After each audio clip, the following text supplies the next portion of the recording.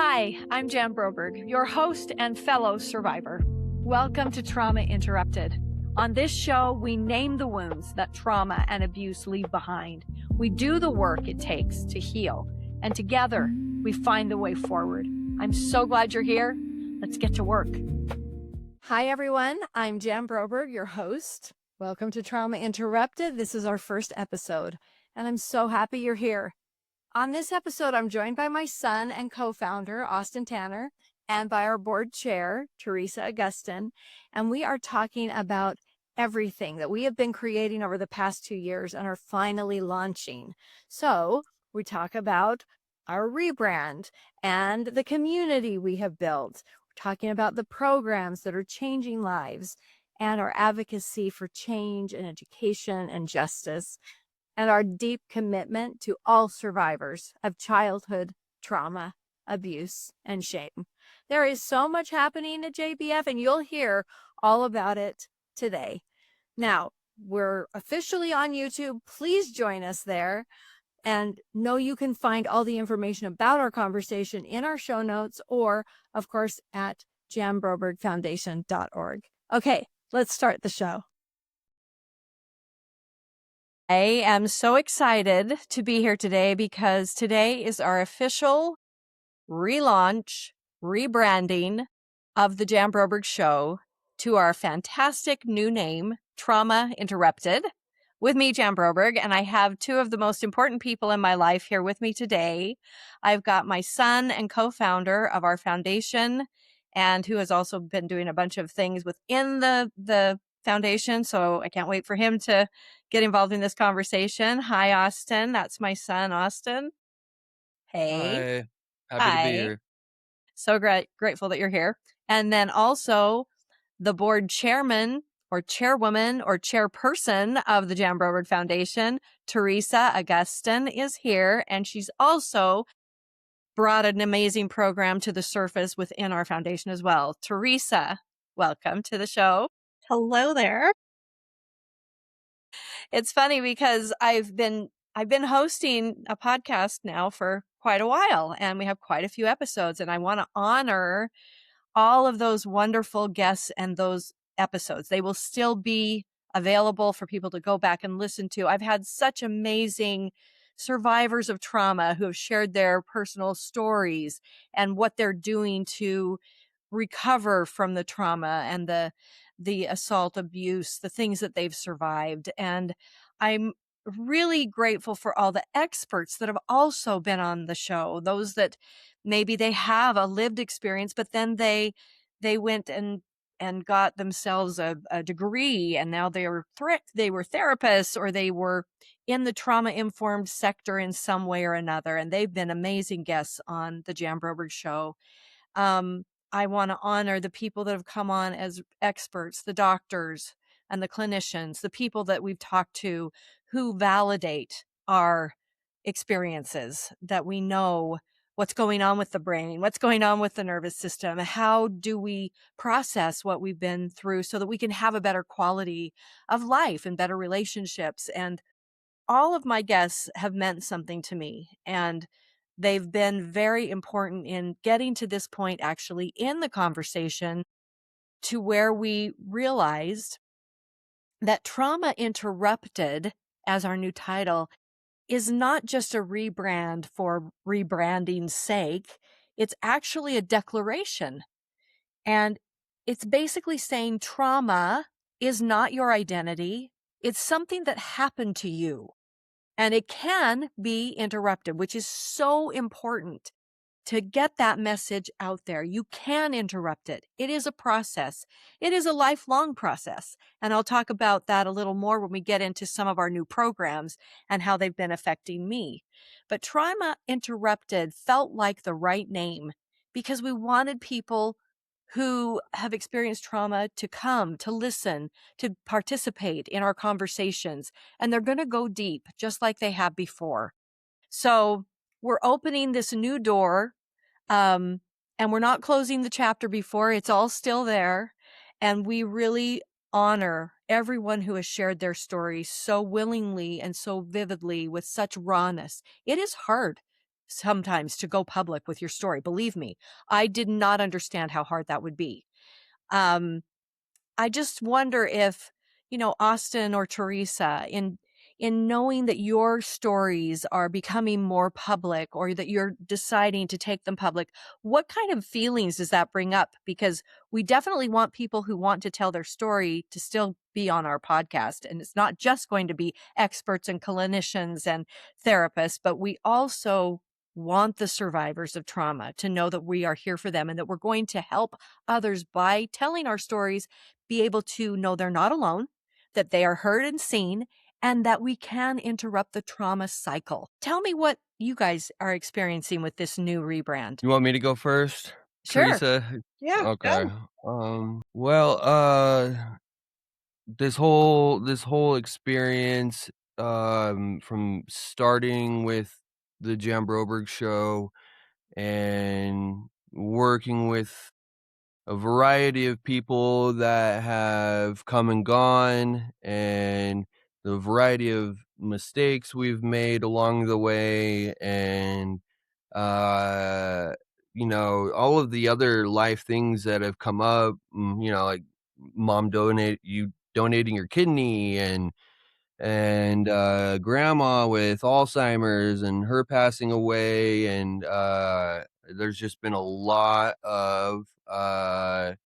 Life. lot of ups and downs, definitely a lot of ups and downs throughout this whole process.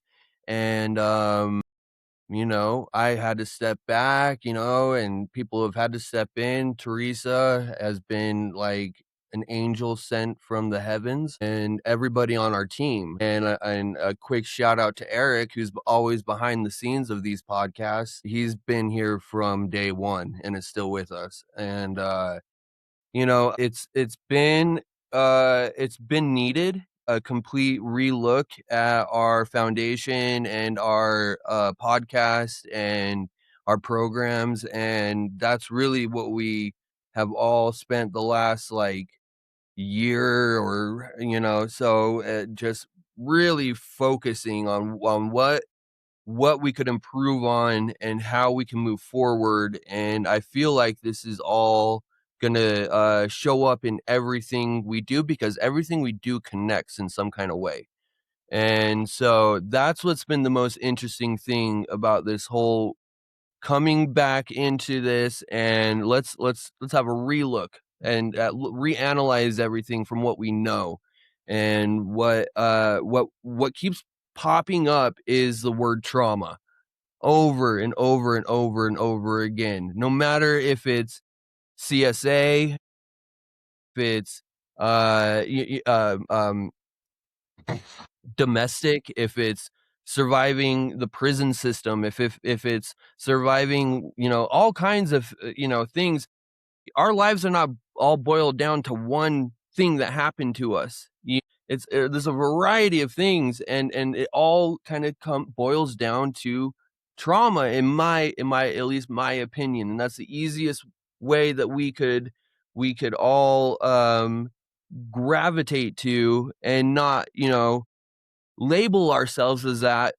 And by saying the word interrupted, I think is how we do that. We're interrupting those cycles of trauma that happened, and figuring out how we move forward, actually working through them together and move forward. And I think that all of our programs, all of our work really is aimed at the individual's process through mitigating their own trauma. And it's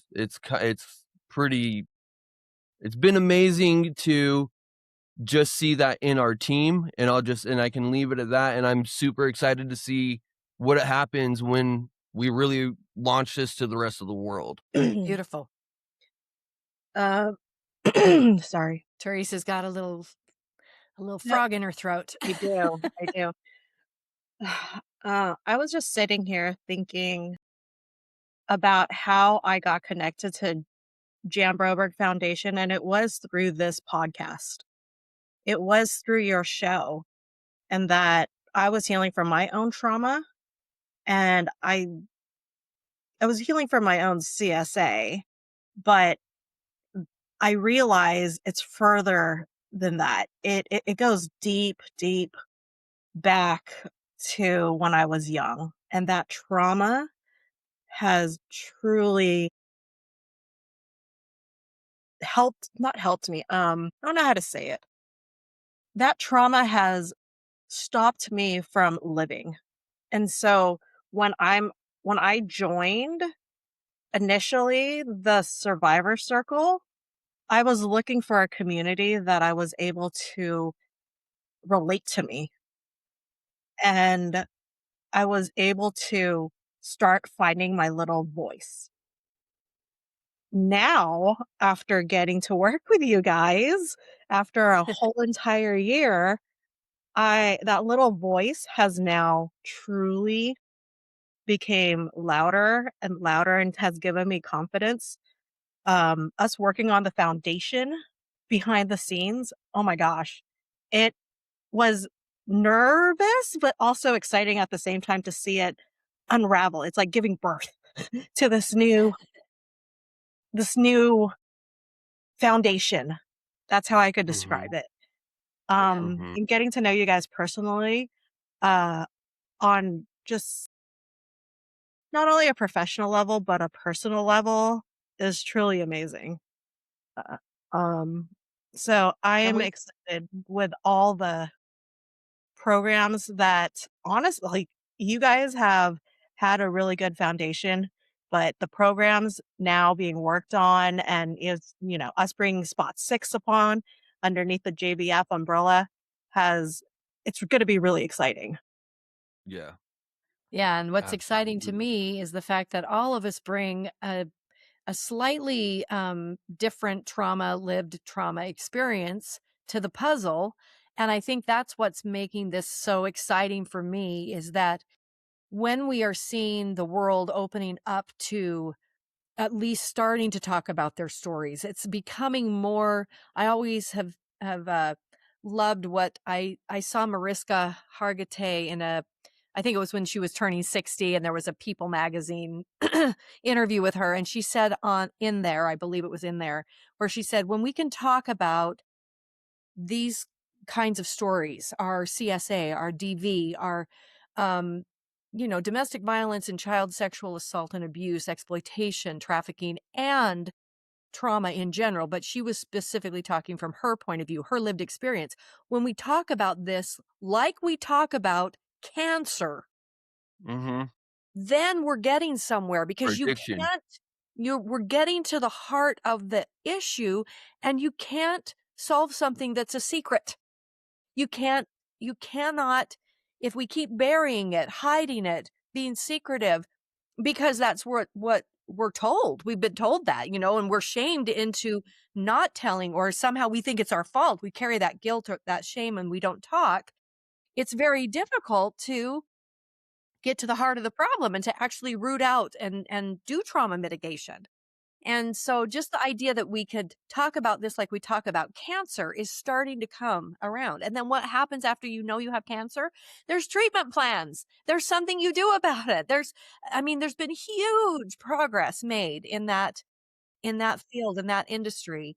And I think what both of you bring is a unique perspective from your own lived experience, which is why this podcast exists, because there are so many of those, but all of them have that underlying trauma current that we know can be interrupted. It's like putting a dam in something that's just waving through everybody's life without them able to do anything about it. And it just runs you, even though you don't know it, even though you're in your next relationship and that one just gone, and then this job, and then that one's gone, and then this, and then that. And your life quality is so bad. Really, it's not that great. And it's just because you think there's nothing I can do about this thing that's running like this huge wave. And yet you can. We can dam that up so that we can literally drink from the water of health and wellness and trauma mitigation. And so interrupting that is what our goal in this new branding is for more people to see themselves in this process. We want people to know you're not broken. This is something that happened to you. And now we have some ways to interrupt it. And that's really exciting for me, with knowing both of you and knowing your stories intimately. That's what we all bring to um, this new phase. So I want to go into a little bit about the language. So, so often if we use really direct language on a podcast, you can do that.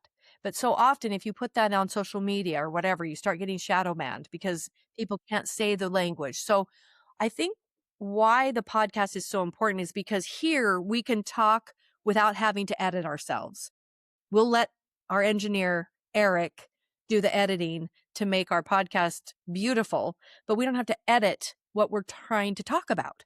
We can actually Yes say and words. no. Yes and no. Yeah, you're right. You're absolutely right. Shadow banning is a big issue and something I know for a fact experienced as as a friend of the family was coming out, as we were trying to sell the book, as we were, a lot of those platforms, especially YouTube, which is where our podcast is going to live moving forward, as well as on all the audio platforms. Is we have to, if anything, there will have to be at least a bleep or a silencing that happens.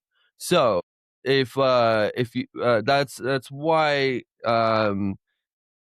it's important maybe for all of us to understand, that using terms like CSA or DV is why we are using those terms instead of saying the actual, child sexual abuse, because if we try to cut this and market it or post it anywhere else, then we would have problems with the algorithms actually. So, um, yeah, if you do notice more bleeps, if you do notice more that kind of stuff in our socials, and that this is why That's the reason. it's become very clear that we have to approach every post with that kind of thinking and that kind of caution. So So but thank you even for bringing though, that up. That's important to bring up. Yeah. right, because we don't want anyone to think they can't tell their story honestly with the words that they use, but we may have to do some of that in post in order for it not to get shadow banned. We want your story when you're ready to tell your story on a public platform like our podcast. Mhm. Um, we want you to be able to tell it fully. But if you see that, just know you didn't do anything wrong. It's just us trying to make sure the algorithm does not do anything but amplify our Correct. message and amplify our stories. And it's interesting because every person who has gone through abuse or been exploited or groomed, you know, this kind of harm is the weight of it is carried in the same way. It's carried in your body and it's carried in your relationships and it's carried in how you move through the world. And we're all trauma survivors. Almost every person has had some trauma. Um, and so knowing that it can be interrupted and that we can talk about it in a way that could be helpful to, millions and billions of people around the world who have experienced trauma is why we continue to produce the show. And we really appreciate anyone who is listening. If you would subscribe to our show, really helps us in the long run, getting the message out really to the masses. So anyway, trauma interrupted, not a euphemism. It's a belief system. We believe this. So it is truly the foundation of some of the other programs that have come to pass recently inside of the foundation. And inside of our foundation today, we have two people that are representing two of those educational programs because they are very dear to their hearts and to my heart. And it's the reason that the community, the survivor community, exists so that we can have a safe space for trauma survivors to come together, to share thoughts, to share music, to share art, to share feelings, to come and be with peers. Be with your peers, people who understand, people who are going to believe you, right? That's so important. And so our survivor circle is open, and it's free. And so we want to make sure that people know to come there. And then inside of that survivor circle, we have a program in there that Austen can speak to, because he's been the primary developer of this program with his lived experience, along with my lived experience. We have developed something that's very trauma informed and that we think can help a lot of people. So if this is a good segue into that, Austen, I think we should tell everybody about it. I'm so excited about it. We've actually been doing it together. So all of us that are here right now are doing the program, and we have others as well on our team that have been doing the program and just getting all the feedback and getting it perfect to launch out there. So tell us a little bit about how that came about for you, Austen.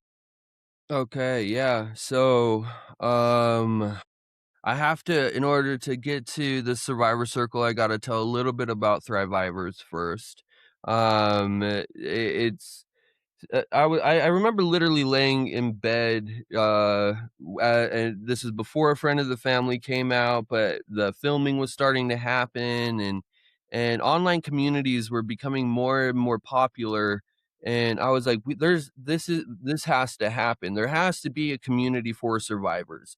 And so I was like, I kind of explained it to my mom, and we're like, well, okay, well, we let's make it, and so we made it through Circle. It's a popular platform out there that people use for making communities, and we came up with the name Thrivivors, thriving survivors.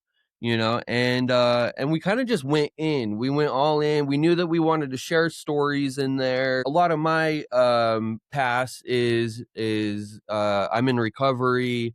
I've been on the streets before. I have long history of substance abuse and recovery there. So I've been in the rooms of different 12-step groups, and so I was like, well, let's just start sharing our stories and having someone speak for like 20 minutes or something, and then everybody else there can at least acknowledge and thank them, and have a few minutes to comment. And that's really what Thrivivors, that's how the relationship with Teresa really started. And that's how, and a lot of really important relationships were made, and truly, like, just special people that are still involved in our lives. And so we knew that the community thing was crucial and important, but after our first go through, we knew we needed to change the name, have it be a little more clear, have more structure, have some education behind it, and have it, because of making the structure more be very much a part of the entirety of the community. That's what keeps it safe for everybody in there, and the integrity is very clear from the right when you walk through the doors. You can clearly read through the guidelines, and that's all involved in coming into the circle. So, what we had to do though was come up with the right name and something that was more encompassing. And here's something that really kind of, I felt like, alienated me from Thrivivors, which is interesting because it was mostly my creation, right? It was my idea, and then I created it with my mom and our team's help. Is that I started to feel like I didn't really belong in the group because I am not a CSA survivor. And so it was this weird kind of, like, I was like, I know this is so important, and I don't, there's nothing I want to do to change it, but I started to feel like I didn't belong. And so I was like, which made me think about my story and my mom's story and comparing them, and really like diving into that. So everybody knows my mom's story, and how she was abducted and all of the sexual abuse and all of that. And then you have my story, which is growing up knowing all of that, and then having my own struggles with addiction. So the key differences here are abuse is definitely something that's happening to you. It's something that's out of your control. Where addiction, yes, it is, people go back and forth on this, but it does have, your control is part of it. It is part of your own decisions, and it's not something that is being happening necessarily to you like trauma is. So I was like, how do you group that all together? How do we have all of these people that clearly can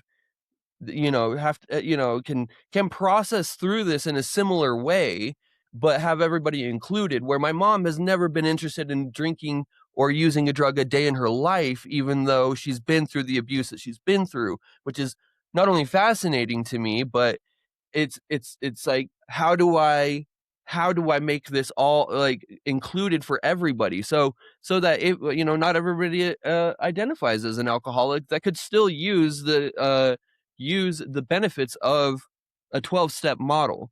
So that's basically where I was like, well, let's start like using the 12 steps as an inspiration, as a guide, as the fundamental principles, but in a more trauma informed way, instead of it being a more geared towards addiction. This is not to pull anybody outside of whatever 12 step model that you are already in, if you are in one. It is certainly to go hand in hand with anything you're in. If you're in therapy, this is not therapy, clear that first of all. This is just a community for support. Now, this and it will go side by side therapy, it will go side by side religion, and whatever communities you are already a part of, with heart in harmony. So that's the core and I fundamental philosophies behind time and behind the community. Now it's all about getting people in there to join, and I think it's really going to be, I mean, there's a lot of research that has gone into simply narrative therapy, and that is what mostly it is. As far as the actual work, it is a lot of writing and then a lot of witnessing. You will be reading to one other person that we're calling a guide, and that's somebody that has already been through the work, that is going to take somebody else through the work, very similar to how a sponsor is to a sponsee. Group is it's community sustained. It's sustained by our own contributions, and it's as simple as that. There's no hierarchy. It's all peer to peer. It's your own, it's up to you. And if it's not right for you, then that there's nothing wrong with that either. That's the idea of the community. And I hope it works. I really hope that more people come. I think it could really spread out into the actual meeting in person kind of groups as well eventually. I think it could spread into that, but the safest way for us to do that is online. It's easier to moderate and all of that, keep things safe. Um so yeah, join us, please. Yeah. And, just to follow up with what Austen is saying, in his own experiences, I found there was so much for he and I to talk about in how do you, how do you interrupt trauma? How do you mitigate trauma? How do you express your trauma? Where? To peers. It's so much, it's just so it's just so lovely to have Yeah, and other thank you. people. I Yeah. forgot a key thing there. The name of time, why it is named Time. How this happened was, um, we came up with the name Trauma Interrupted for the podcast, right? And my mom saw the TI in that and was like, "Oh, that's all. That's I could add on to that TIME and make an acronym." And she's like, "What?" And so it was all, I got to give it credit all to my mom. She came up with mitigated and expressed, and that's how we came up with time. So trauma interrupted, mitigated, and expressed, and it's truly how trauma healing works too. What's the one thing we all say to somebody that's going through grief? It takes time, you know? Yeah. Yeah. It does take time. And Yeah. And the program, the way that we've been able to, vet the program and we've done like I said, we've been doing it together inside of our circle community where it's safe. Nobody is going to ever go outside of that group meeting, that group um, hour that you spend. But I think having it out in the atmosphere that we trauma survivors, we not only maybe need, but we deserve to give ourselves time to mitigate what happened. And I think there are so many of us, probably including myself, because I didn't have any money for a therapist. There wasn't even mental health or therapy really available when I was in my 20s. 30s, we started having a few therapists around, and we called them different names, and then a counselor or somebody, and then I had a couple of those sessions or whatever. By the time it was in my, now I'm starting to see that, okay, we're starting to talk about something that you might even get on your health insurance.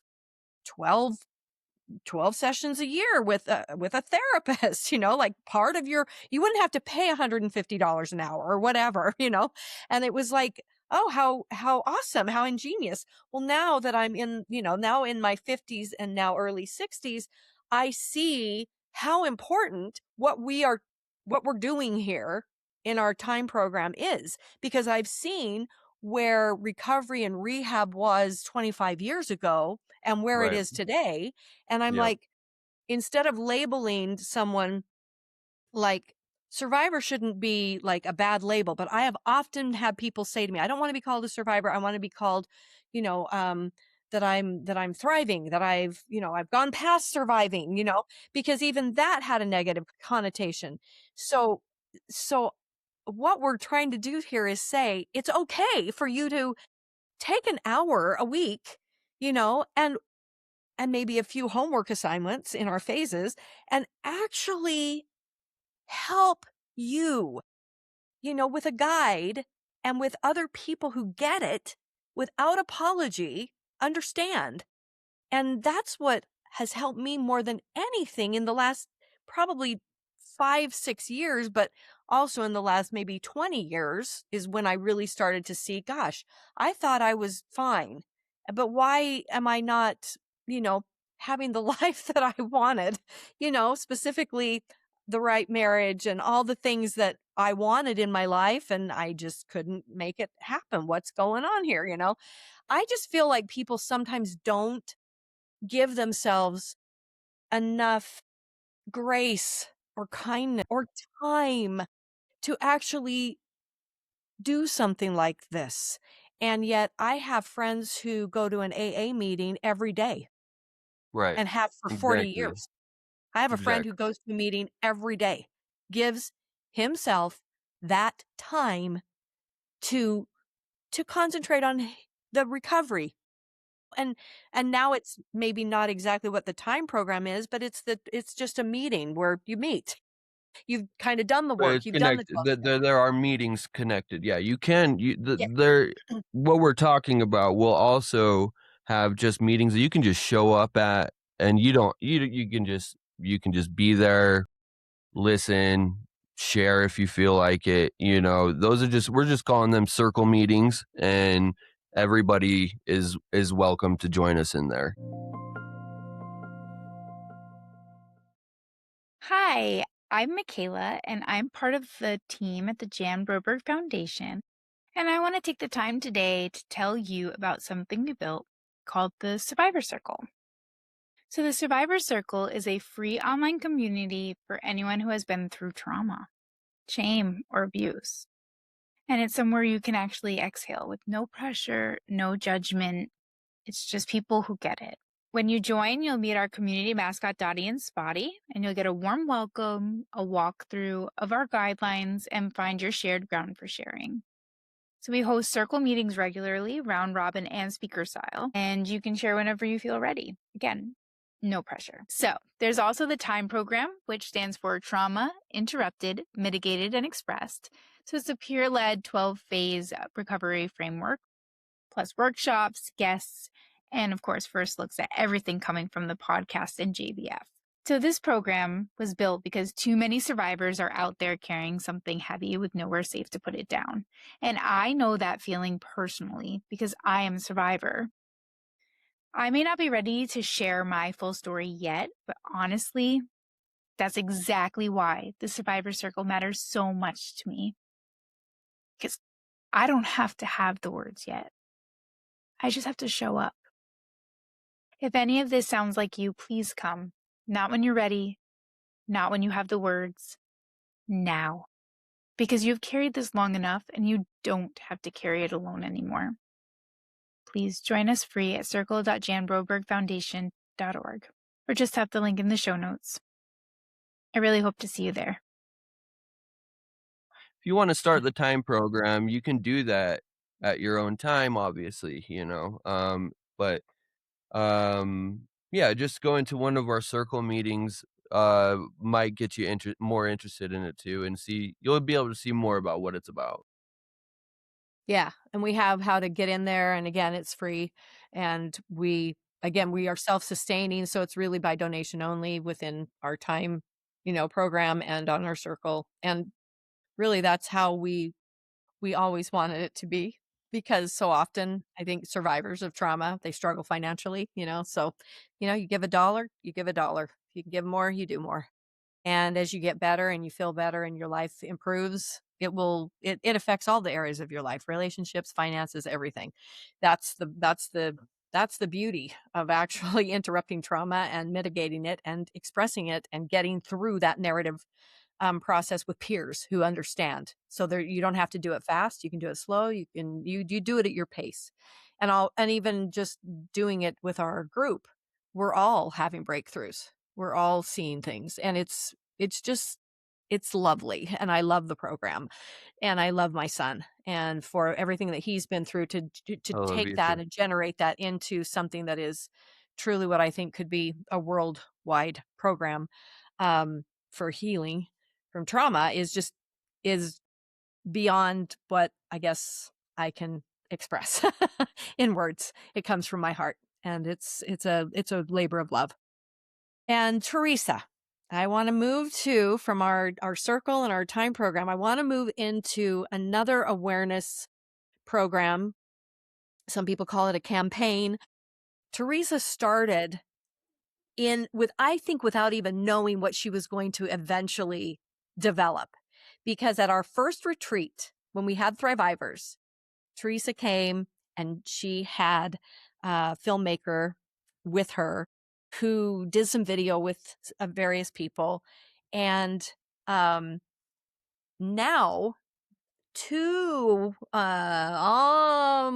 what is that, 2 years almost later this fall? Three Almost years, almost almost 3 years. two and a half. Yeah.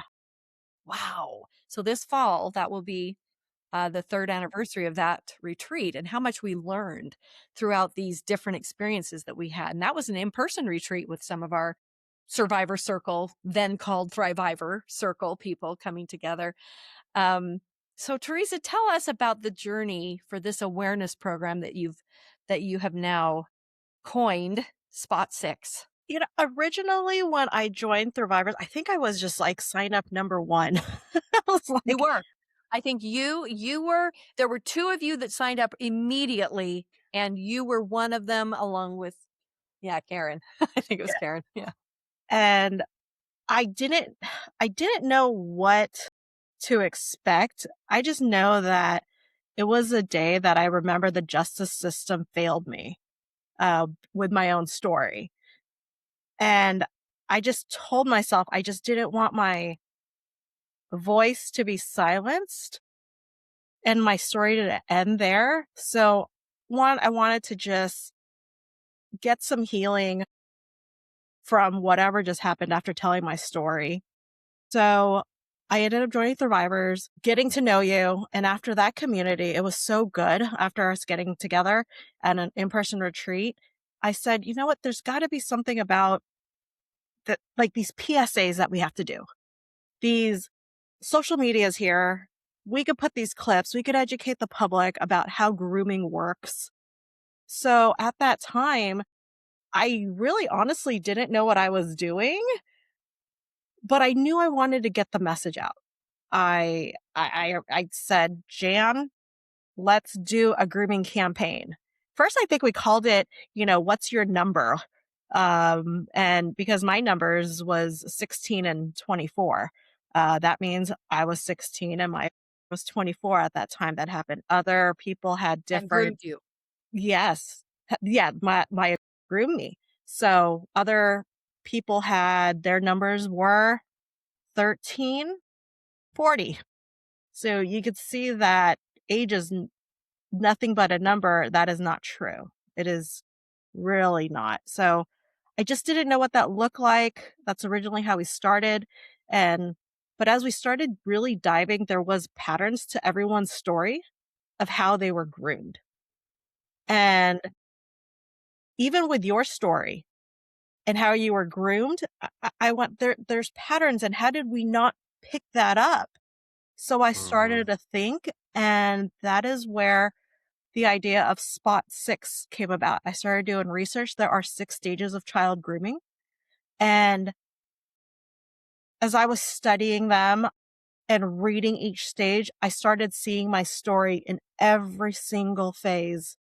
And I said, if someone just saw a sign or a red flag, maybe I wouldn't be here and experiencing what I experienced. Just maybe.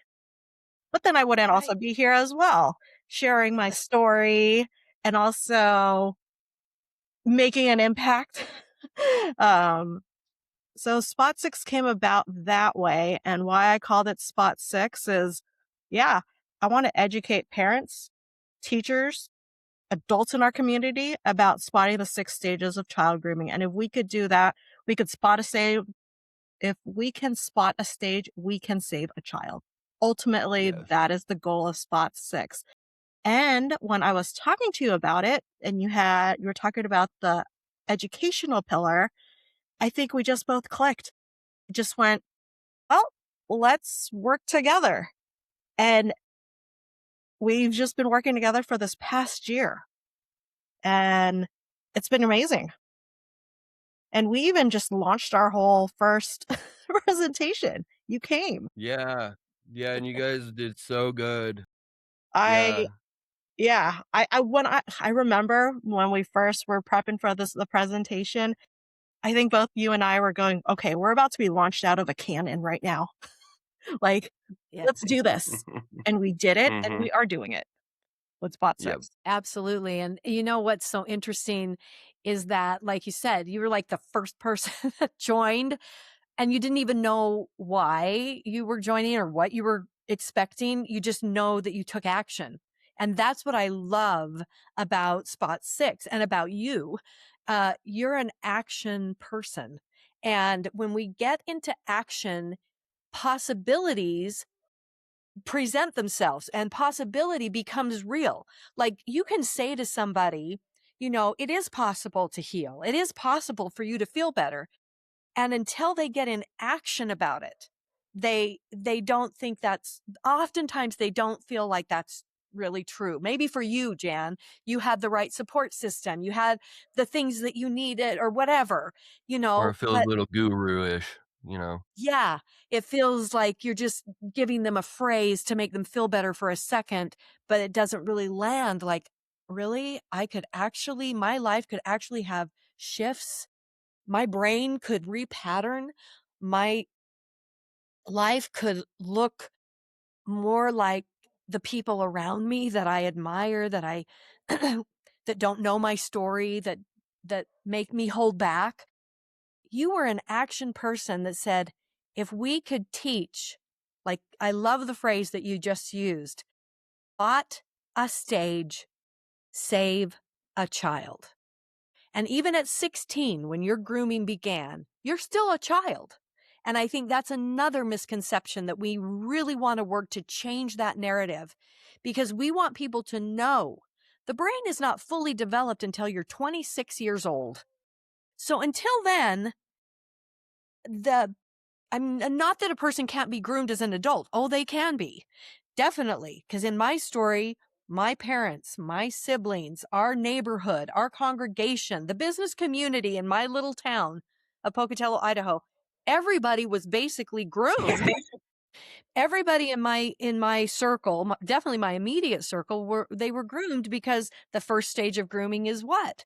You target the victim, you kind of look around, you figure out, I mean, this person knows how somehow to see the vulnerable, to see the marginal child, maybe on the outside, maybe doesn't, I mean, and I was very well cared for, but we lived in an era where, you didn't lock your doors and everybody just walked through the door and the kids in the neighborhood, and we were gone all day on our bikes and nobody thought anything about it. And 6 hours later, we'd end up at somebody's house eating lunch. And then a few hours after that, we'd end up somewhere else having, dinner or whatever. It was just it was a different time. However, the grooming and the way it happens has not changed.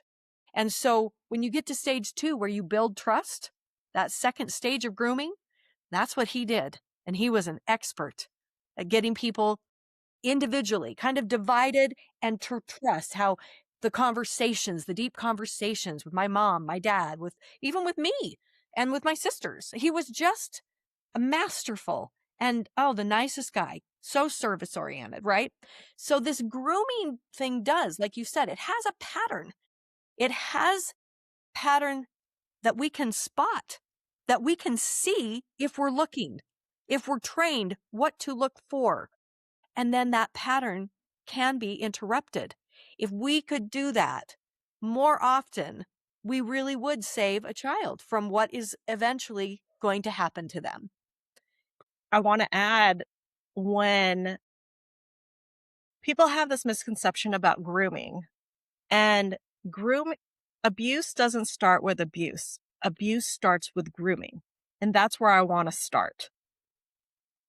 Those stages that you just mentioned, those are just 1 and 2. Selecting a target and gaining a trust.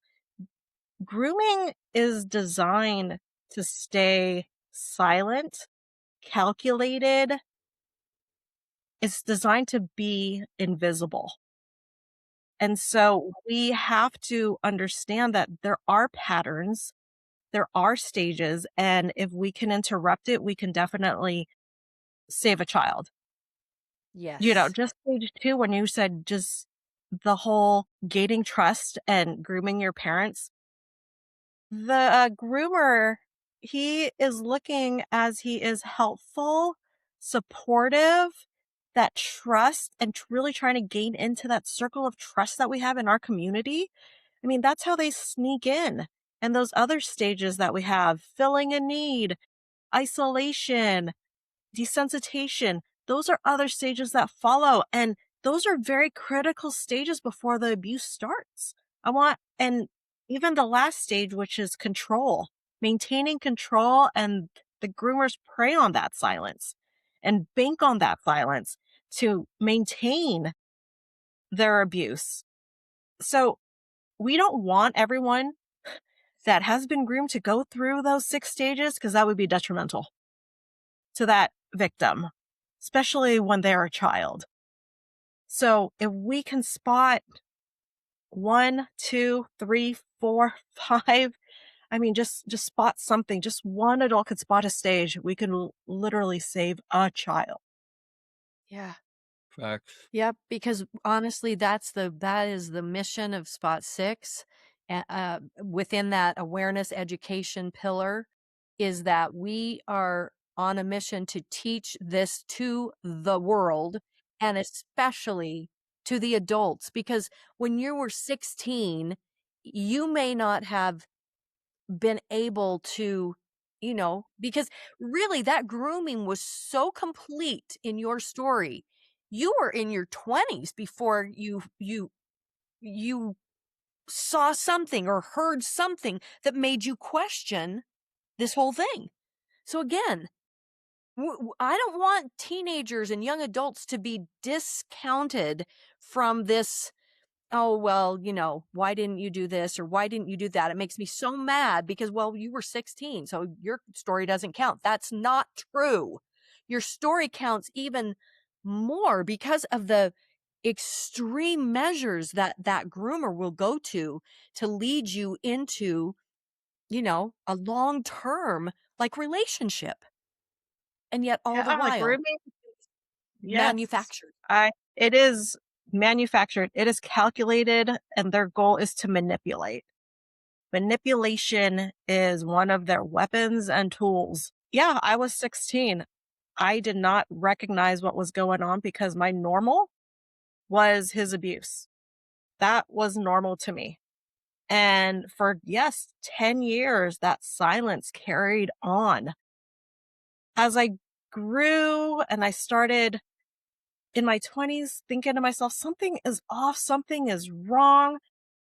But I couldn't understand what was happening to me. I couldn't understand. I couldn't pinpoint. I did not know what grooming was, believe it or not, until I was 40 years old. I did not hear that term grooming. You've been groomed. It's not your fault. You've been groomed. I didn't even hear about that. And I was 40. That's insane. I couldn't pinpoint. I couldn't name it. I couldn't not name the crime that was happening to me. Yeah. Could not name the abuse that was happening to me. Grooming is Yeah. abuse. Yeah. Yes. That's Yeah. If I you don't mean, have and words for it. honestly, right. You don't have words for it. You hadn't heard the term. If you hadn't, you're intelligent. You have an amazing, you know, job and you own businesses and it's not because we're stupid. It's because there hasn't been spot six. There Yeah. hasn't been an effort to teach, especially the adults. We concentrate on children thinking the children will don't take the candy from the stranger in the van. It never happens like that. It's somebody in their family. You know, it's the grandpa that pays attention to the kid and takes him to the baseball games and then grooms. That's all the grooming and then the abuse. And then the child is so confused because they love this person, just like the 16-year-old. In your mind, you love this person, just like the 12-year-old me. I love this person. But all of it was based on grooming until they got what they wanted, and then the control. The control is that last stage. Is that last stage. And you know, the truth is, m- most adults don't miss abuse because they don't care. They miss it because they were never taught what to look for. You know, we've been taught to look for danger, but not for manipulation. You know, Yeah. Spot Six fills that gap.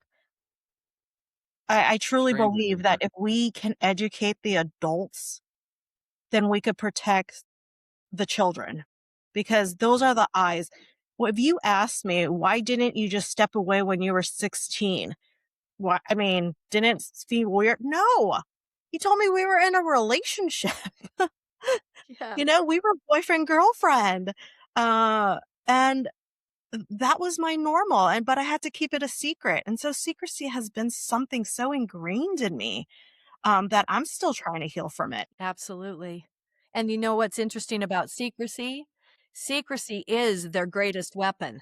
The Yeah. greatest weapon of a predator, a groomer, anybody, secrecy. So if you're holding on to a secret that you're too ashamed or you feel too much guilt or you're scared, whatever, just know that that absolutely is the greatest weapon that your abuser, your predator, your groomer has is your secrecy.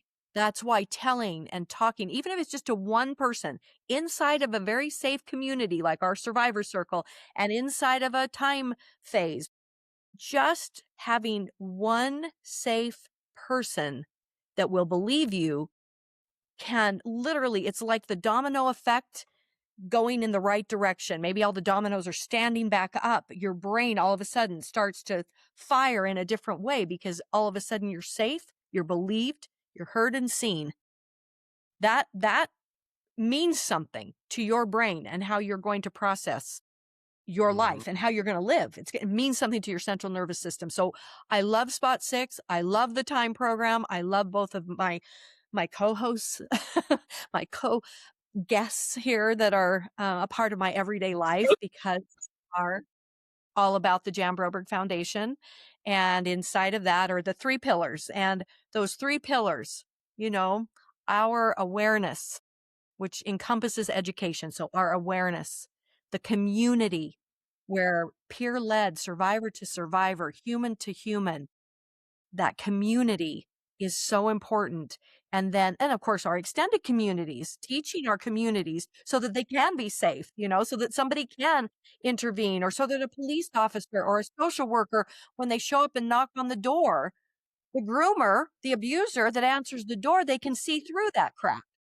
They can see something that's like, I don't know if you're really telling me the truth. I think I might dig a little deeper, instead of just taking it at face value. So anyway, these are the programs that we are so excited about. So we have that awareness community. Our third pillar in the foundation is justice. We have some very exciting, initiatives and things that we're working on. We're working on some partnerships that I think are going to be very exciting. And we will, we will shape and change legislation and the future for children, even though in our stories we didn't get justice. It did not happen. And that was unfortunate. And it wasn't without trying. It wasn't without being involved with, some good detectives and some good FBI agents and who tried. But in the end, no, there isn't enough. Or, oh, there's a statute of limitations, or, oh, well. Mhm. And that's In the end, a the shame. groomer won. What? In the end, the groomer won. I Yeah. rephrase that. I want to rephrase that. I don't think, All I right. think the groomer wins if we remain silent.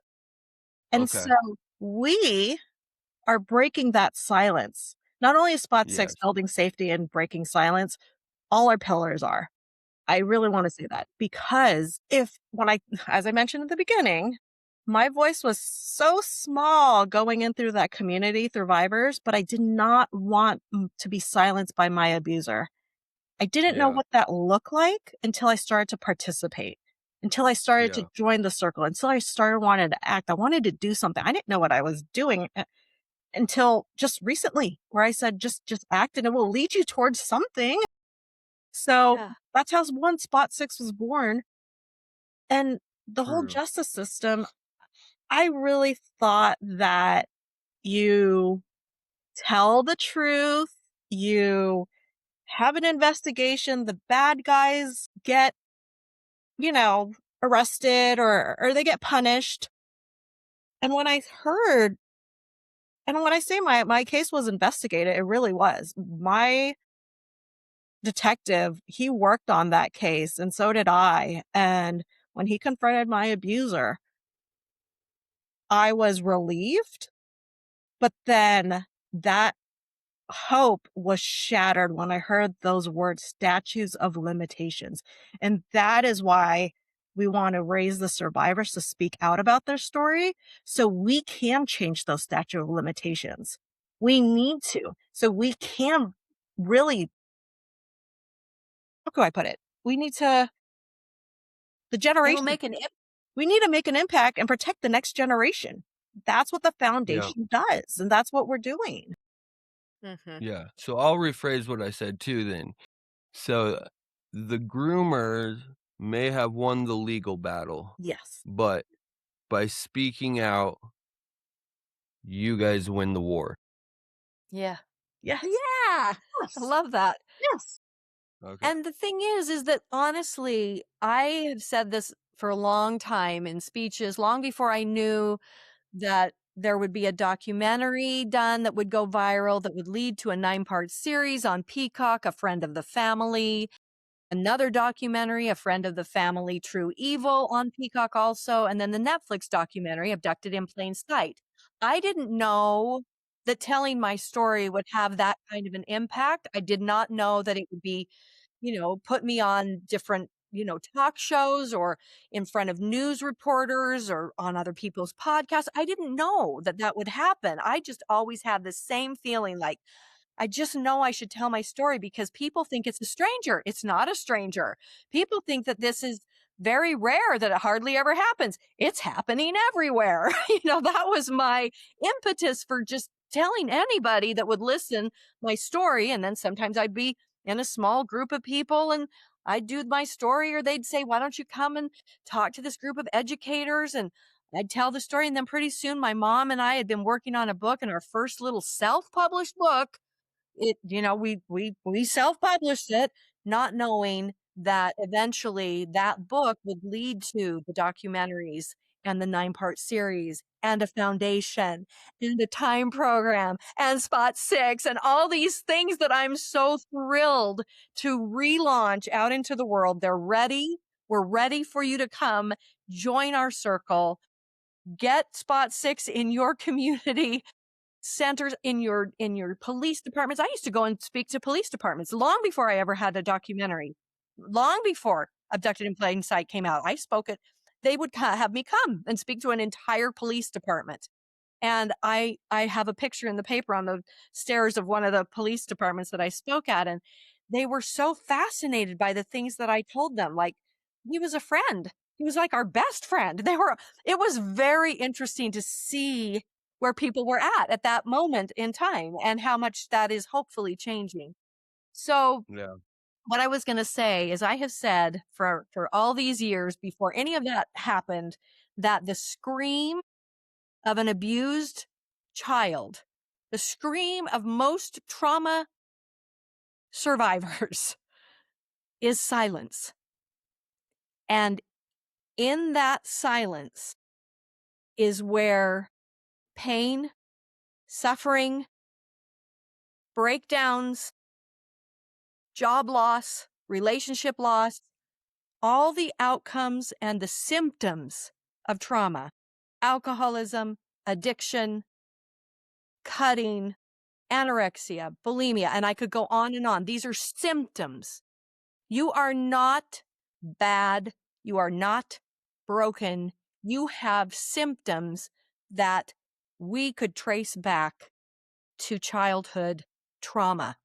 And your scream is heard here. Your silence is broken here.